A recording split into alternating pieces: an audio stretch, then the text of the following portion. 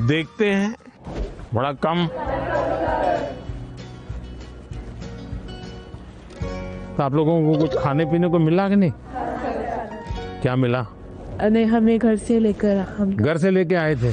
I couldn't believe my eyes when I saw him. First, I had expected like a dynamic, dramatic entry because he is the prime minister after all. But it was very simple, humble and down to earth. वो जब अंदर आए बस like goosebumps आने लग गए. It was really great. ऐसा है कि मैं कई वर्षों से 10th और 12th के जो बच्चे हैं उनसे बातचीत करता रहता हूँ, परीक्षा पे चर्चा। और मैं बातचीत करता हूँ कुछ सीखने के लिए। मेरे लिए बहुत बड़ा ये सीखने का कार्यक्रम होता है, ये सिखाने का कार्यक्रम नहीं। तो मैं आज तमिलनाडु के नौजवानों को इसलिए मिल रहा हूँ कि मुझे कुछ सीखना है।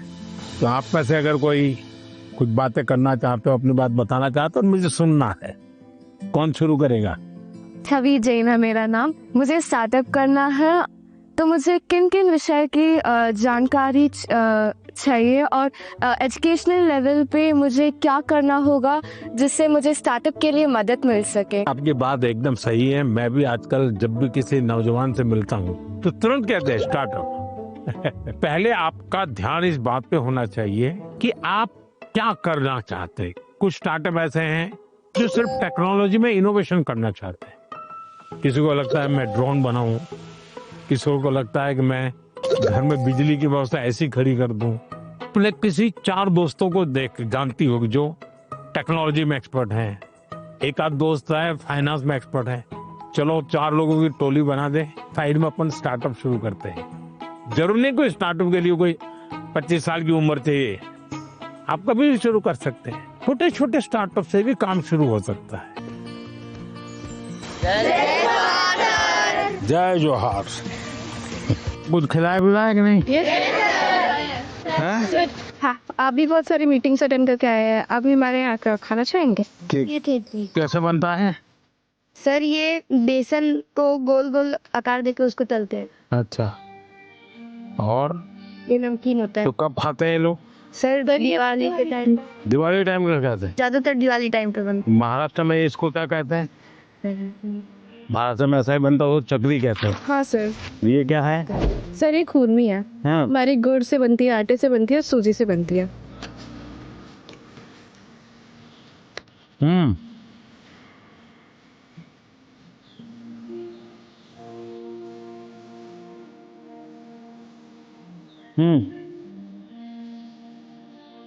तो बढ़िया खिलाने के लिए धन्यवाद बेटा। वहाँ पे हमें खुरमी मिली तो मैं सबको अपने हाथ से खुरमी खिलाई। It was just so amazing. आपके मन में भी कुछ सवाल आते होंगे आज आप लोगों को यहाँ आने के लिए मौका मिल गया तो? बताइए। हम स्टूडेंट्स को भी एग्जाम्स के बाद वेकेशन से जाने का बहुत मन करता है, तो आप इंडिया में कोई ऐसी 5 जगह बता सकते हैं जहाँ हम भी जा सकें? आप जिस तहसील में से हो, कौन सा तहसील है आपका? सर, मैं रायपुर से। रायपुर से। रायपुर तहसील में कौन कौन सी चीजें हैं, इसका जरा लिस्ट बनाओ। 1 घंटा लगेगा, 2 घंटे लगेंगे, जाऊंगा। फिर लिस्ट बनाओ जिले में कौन से हैं जो देखे नहीं हैं। फिर तय करूं मैं राज्य में कौन से हैं। छत्तीसगढ़ में ऐसी कौन सी जगह मैं गया नहीं हूँ। हमें कहीं पर भी जाए स्टूडेंट के रूप में जाना चाहिए, तब टूरिज्म का मजा आता है। रेल के डिब्बे में जाना और साथ में खाना भी ले जाना, देखना चाहिए कैसा अनुभव होता है। भीड़ होती है, क्या होता है, लोग बातें करते हैं, क्या करते हैं, इसका एक आनंद होता है, जीवन में सीखने को मिलता है। भारत इतनी विविधताओं से भरा हुआ है, एक जिंदगी भी कम पड़ जाए देखने के लिए। सर, मेरा प्रश्न आपसे यह है कि कभी कभी हम एग्जाम के दौरान रिवीजन नहीं कर पाते हैं, जिससे हमारा मन अशांत हो जाता है।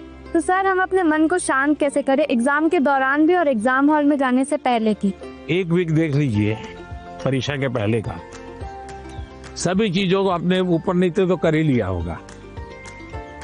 आप मान के चलिए आपने जो सुना है, आपने जो पढ़ा है, वो बेकार नहीं गया है। कहीं न कहीं तो स्टोरेज है ही है वो।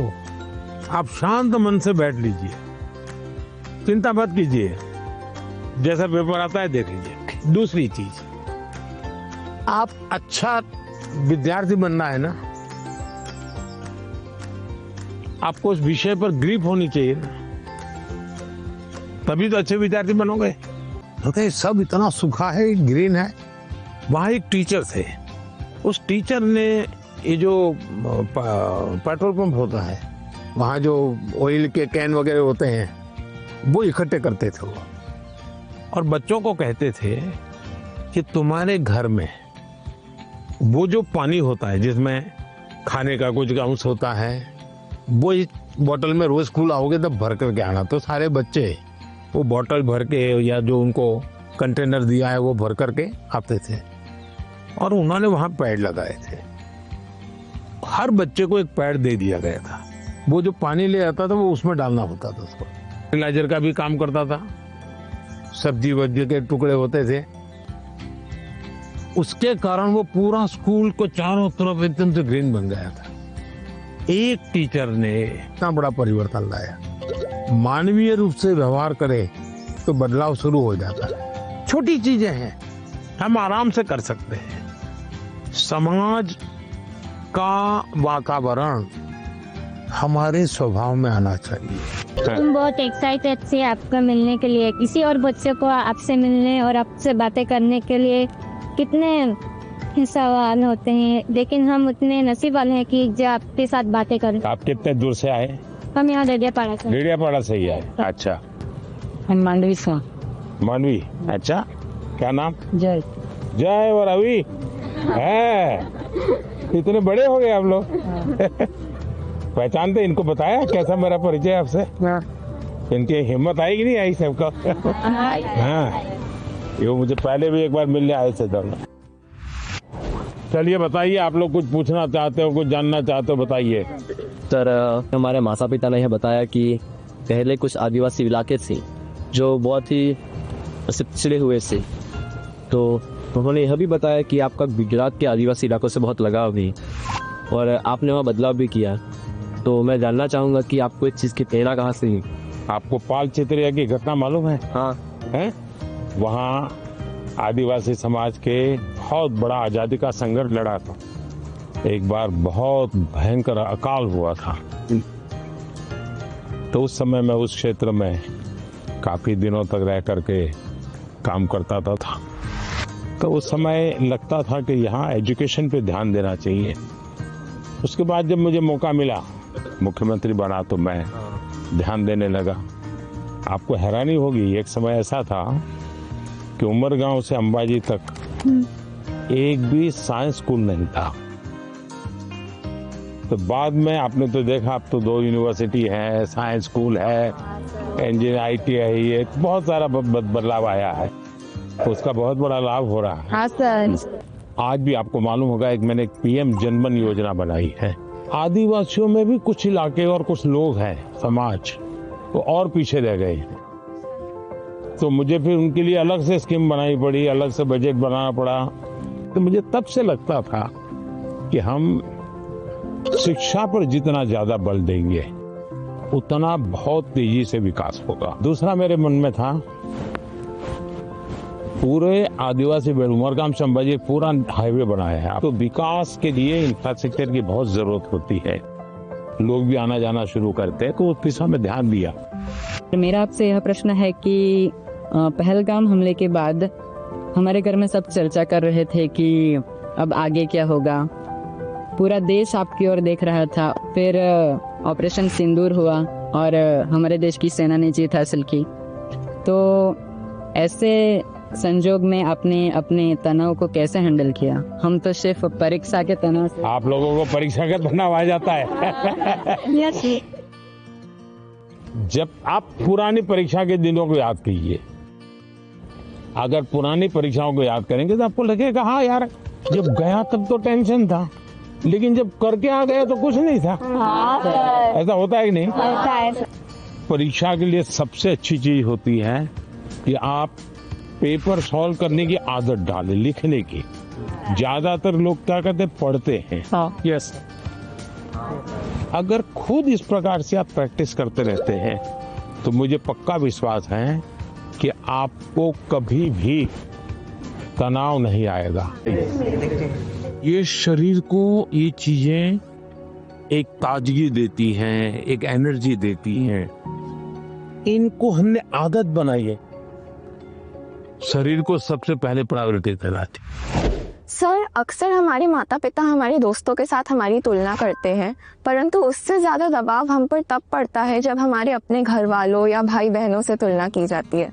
तो ऐसी परिस्थिति में हमें क्या करना चाहिए? मान लीजिए कह दिया पिताजी ने कि देख तेरी बहन के अक्षर कितने बढ़िया है, उसके हैंडराइटिंग कितने अक्षर है, तो अच्छा व्यक्ति क्या कहेगा? उस बहन को कहेगा बहन मुझे सिखाओ ना, मैं कैसे हैंडराइटिंग अच्छा बनाऊं। दूसरा क्या करेगा? बस माँ पापा माँ को बहन ही अच्छी लगती है, उसके हैंडराइटिंग अच्छे लगते, मैं इतनी मेहनत कर रहा हूँ देखते नहीं है।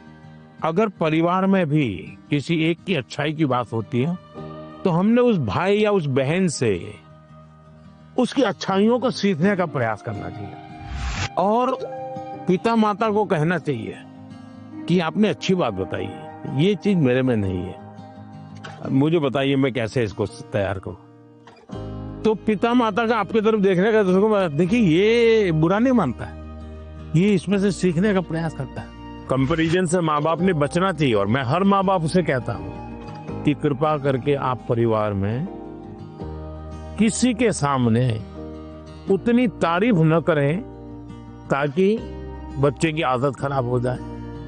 इतनी तारीफ न करें एक बच्चे की कि दूसरे बच्चे को लगे कि देखो हर बार ये तो इसकी बात दुनिया में बताते रहते, मेरी में बताते नहीं। परिवार में अगर निकट हमसे कोई ज्यादा अच्छा है, हमें मनोमन उसको गुरु मान लेना चाहिए। उसको पता नहीं होना चाहिए कि आप उसको गुरु मानते हैं। अब उसको कहना चाहिए यार तुम बैडमिंटन बहुत बढ़िया खेलते हो, मेरी गलती क्या होती है मुझे सिखाओ, तो वो भी अपने आप को बड़ा नहीं मानेगा। वो कहेगा यार ये मेरे से सीखना चाहता है, वो अपने को बराबर ही मानेगा। नर्वसनेस तो ऑब्वियसली थी ही, पर साथ में बहुत उत्साहित भी फील हो रहा था, बहुत खुशी हो रही थी कि मैं मोदी जी से मिलने वाली हूँ। मतलब मुझे लगा नहीं था ऐसा मेरे साथ कभी होगा, पर जब हुआ तो बहुत ही खुशी हुई। अक्सर छात्रों को स्टेज में या फिर लोगों के सामने बात करने में तकलीफ होती है। इसमें आत्मविश्वास बढ़ाने के लिए आप हमें क्या सलाह देना चाहेंगे? तो आप अगर उनको सलाह देनी है तो क्या दोगे? हाँ, आइए मेरे पास, आगे आगे सब लोग आइए। अगर किसी को 1 2 3 में कहना है तो कैसा है? आत्मविश्वास रखना चाहिए। हाँ, ये आत्मविश्वास जो है ना, उसमें 2 शब्द है। 2 शब्द कौन कौन से हैं? जिसका अपने आप पर विश्वास है उसको कभी डर नहीं लगता। आपको अपने पर विश्वास है क्या? अगर खुद पर विश्वास है तो आप हर चीज को पार कर सकते हैं। जिसको खुद पर विश्वास होता है करता क्या है? पूरी परिस्थिति का मनोमन अध्ययन करता है। आपने स्वामी विवेकानंद जी का ने एक चिट्ठी लिखी थी जब शिकागो में उनका भाषण हुआ, जो बहुत प्रसिद्ध भाषण है और विवेकानंद जी की बहुत तारीफ भी होती है। लेकिन उन्होंने अपने एक शिष्य को चिट्ठी लिखी, जब मुझे शिकागो में बोलना था मैं बहुत नर्वस हो गया कि दुनिया के इतने बड़े बड़े विद्वान, आयु में इतने बड़े बड़े लोग, इतने तपस्वी लोग, मैं क्या बोलूंगा। तो उन्होंने उसको लिखा मैं बहुत था, और फिर बोले मैंने मन में माँ सरस्वती को याद किया और माँ सरस्वती को मैंने प्रार्थना की, माँ मुझ में जितनी शक्ति है उसको जगा दो, जो कुछ मैं सीखा हूं वो एक साथ मेरे जुबा पे आ जाए। बोले मैंने ऐसी प्रार्थना की और मैं गया मंच पे, और जब मैंने sisters and brothers of America ऐसा कहता ही 2 मिनट तक तालियां बजती रही। बस वो एक टर्निंग पॉइंट बन गया, विश्वास आ गया। नहीं, मैं सोचता था वैसा मैं नहीं हूं, मेरे भीतर तो कुछ है, आत्मविश्वास आ गया। तो हर एक के जीवन में आज कितने ही अच्छे वक्ता क्यों न हो, कितने ही बड़ा अच्छे खिलाड़ी, आपने देखा होगा क्या सचिन तेंदुलकर कभी 0 से आउट नहीं हुए क्या? होता है तो वो सर पकड़ के बैठ गए क्या? इसका मतलब हुआ हम जो स्थिति है उसको ऑब्जर्व करें, सिचुएशन को एक बार अंदाज कर लेना चाहिए। ऐसा हुआ था, अब देखना आपको लगेगा हाँ अरे ठीक है मैं कर लूंगा। जो आत्मविश्वास शब्द है ना उसको सच्चे अर्थ में जीवन में समझना चाहिए। आत्मा की बात खुद की बात है, कोई ठीक नहीं करता है, हमें ही करना होता है। मैं आपके सामने गाना प्रस्तुत करना चाहूंगी। हाँ गाना सुनाओगी? हाँ, डॉक्टर भूपेन हाजरिका का। अरे वाह, बताइए।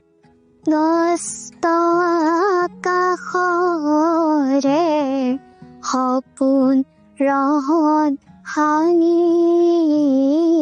ক্লান্ত লুই তৰে হেঙুলীয়া পানী। वाह, हमारे गांव में हमारे घर के पास माईजान टी स्टेट है। वहाँ पर मेरी मामी 8 सालों से चाय पत्ती तोड़ने की काम करती है। तो आप चाय बागान से है? यस। आप पढ़ती हैं अच्छी तरह, माँ पढ़ाती है और चाय का भी काम करती है। तो क्या लाई हो? आपके लिए चाय पत्ती लाई। तो मुझे चाय बनानी होगी। हैं? चलिए बहुत बहुत धन्यवाद। आपकी माँ को हमारा प्रणाम कह देना। मैंने कभी सोचा ही नहीं था कि टी गार्डन का लड़का होके मैं प्रधानमंत्री जी से मिल पाऊंगा। मुझे विश्वास ही नहीं हो रहा है कि मैं प्रधानमंत्री जी से मिल पाया। इतना जनरेशन गैप होने के बाद भी जब वो हमारे बातों को समझते हैं, मतलब बहुत अच्छा लगा। आपने देखा कि कैसे एग्जाम की बात तो हुई ही, साथ ही लोकल संगीत, असम की चाय, वो भी परीक्षा पे चर्चा का यादगार हिस्सा बन गई। परीक्षा एक ऐसा अवसर है और परीक्षा के लिए हेल्दी कंपटीशन की भावना हमारी तैयारी को और बेहतरीन बनाती है। इन सभी चर्चाओं में स्थान अलग अलग थे, स्टूडेंट्स अलग अलग थे, अनुभव अलग थे, लेकिन हर चर्चा का उद्देश्य एक ही था, हर स्टूडेंट को सुनना, समझना और साथ मिलकर कुछ न कुछ सीखना। आप सभी को मेरी बहुत बहुत शुभकामनाएं। बहुत बहुत धन्यवाद।